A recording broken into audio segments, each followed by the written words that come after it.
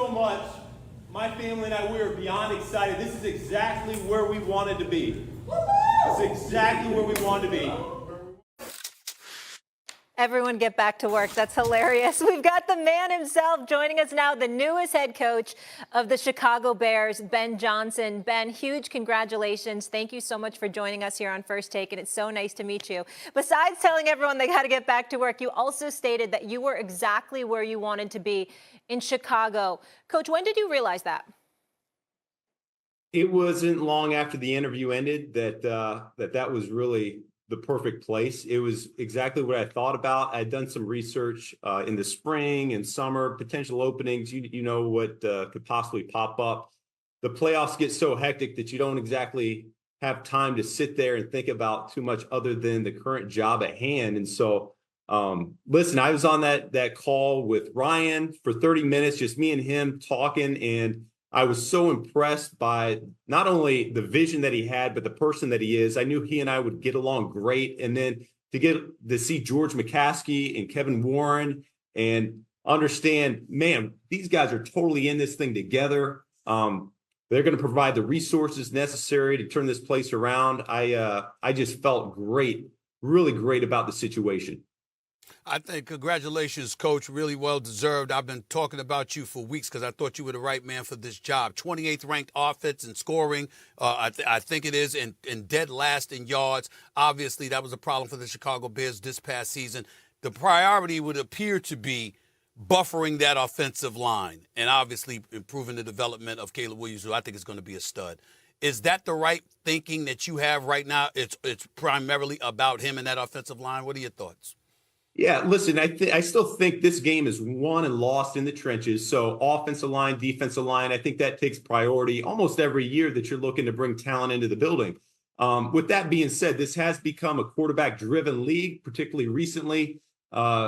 Just the explosion of the passing game, the rules have made it that way, and scoring has gone up accordingly. And so we are here. We got to be able to support Caleb. The best way to do that is to keep him upright, no question about it. The other way to do that is to develop a strong running game. And so offensive line plays a key role in that. Our running backs got to be able to run hard and finish down the field, finish plays, and then we'll have a great supporting cast around them. So there's no question Caleb is at the forefront of our minds, but we need to bring the right people around him, and we need to build this thing together.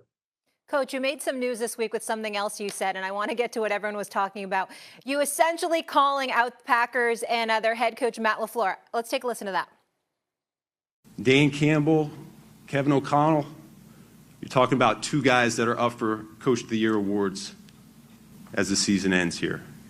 And to be quite frank with you, I kind of enjoyed beating Matt LaFleur twice a year. Coach, what message were you trying to send there? It's just some friendly banter. I have a lot of respect for Matt. I've told him that as recently as a month ago. And so it comes from a good place. Listen, there is a strong rivalry here between the Bears and the Packers. I'm well aware of it. I'm well aware of this division. I have a ton of respect, obviously, for all the coaches. There's, I think, 17 Pro Bowl players here. There's a ton of talent. If anything, it's all about competition. And listen, we're going to get their best shot. We're going to give them our best shot, and we'll see where the chips fall. Coach, when you've been in your years in Detroit, obviously the offense has been absolutely exceptional. And I'm thinking about 2 wide receivers and 2 running backs, all having more than 1,000 yards on this season. And I'm saying to myself, what do you think you're going to need to do in Chicago? Because you alluded to the running game, and obviously it's the Windy City, so you're going to have to run just as much as you throw, as far as I can tell. But talk to me about the adjustment you think, if there is one at all, that you're going to have to make from coaching in Detroit to being on that football field in Chicago. Yeah, honestly, I can't tell you exactly how that's going to unfold yet. We got to get together, coaches and players. I wish it was as easy as just plopping down a playbook that I've been around in the past and saying, this is what we're going to do. But no, we're going to mold into what our players do well. I got to get to know Caleb a little bit better. We've had some great conversations so far, but until he and I really sit down for an extended period of time, along with the rest of the coaching staff, you don't know what direction this could possibly go. The good news is this: we're going to have a really experienced staff. I think we're going to have the right mix of guys here on this staff. We'll have a lot of different influences. And so I think we'll be able to build something really special, but we can't go ahead and predetermine that. We really need to know who's going to be in the building first. Coaching in the NFC North these last few years, as you have, do you believe it puts you at a distinct advantage to now be a head coach within that division? No, listen, I know the talent level. I know the other coaches in this division. It's hard. It's a challenge. I get that. And honestly, as the competitor, that's what I want to be a part of. I wanted to take the hard road. That's really been the story of my career. I've gone the long way, the hard way. And it has played a huge role in wanting to stay in this division. So does it give me a leg up? I don't think so. The only way we make some noise here is if we do it the right way, which is through hard work and sacrifice.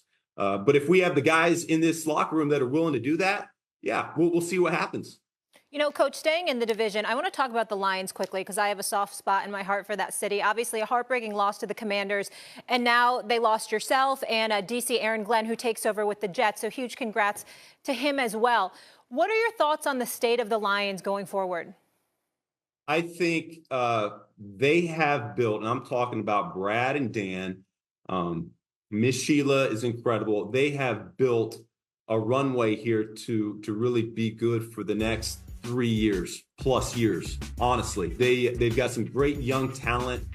They've established the way that they want to do things. I think that they are going to be a monster to deal with here over the next few years. And I love all those players in that locker room. There's guys on offense that I called out in the press conference: Jared Goff, Frank Ragnow, St. Brown, Decker. I could keep going on and on and on. I'm going to miss them so much. They made me a better coach and a better person. And now I'll just get to see them twice a year on the opposing sideline. So that'll still be fun. Coach, over the last 3 years, you patrolled an offense that scored more points and gained more yards than anybody in the National Football League over the last 3 years. Your resume speaks for itself. I'm wondering, as you look at the talent that the Detroit Lions had on this squad this year, I have to ask this question. I'm sorry. If it were not for the injuries, sir, what do you think would have happened with the Detroit Lions this past season?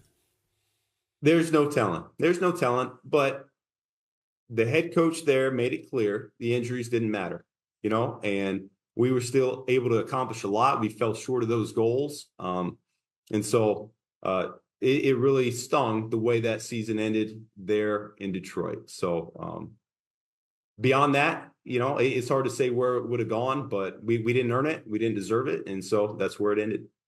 I like your answer, Coach, but I'll answer it. Stephen A., they'd be playing in championship weekend. Unfortunately, they're not. And, Coach, I want to stay with that subject and talk about Jayden Daniels specifically, because he's something special. I thought C.J.